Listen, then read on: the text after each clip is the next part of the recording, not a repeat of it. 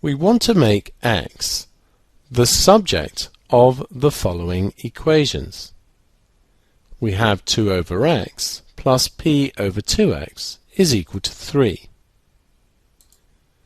For x and 2x, the lowest common multiple is 2x. So we want to write both fractions as fractions over 2x.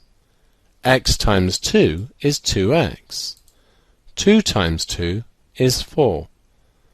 This will remain p over 2x, and it's equal to 3. The denominators are the same, so we can just add. We get 4 plus p over 2x is equal to 3. So let's multiply both sides by 2x. We have 4 plus p over 2x multiplied by 2x is equal to 3 times 2x. Same thing to both sides. 2x's cancel here, giving us 4 plus p is equal to 3 times 2x, which is 6x.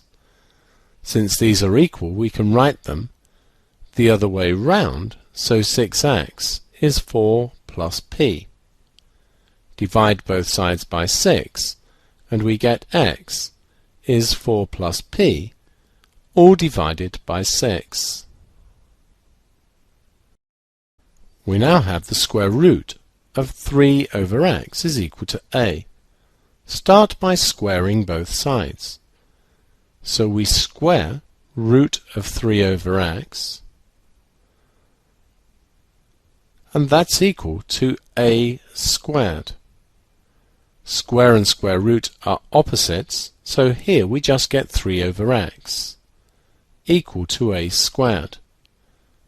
Multiply both sides by x, 3 over x times x, and a squared times x.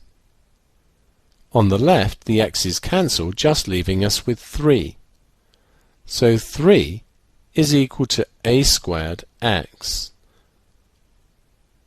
We can write this as a squared x equals 3.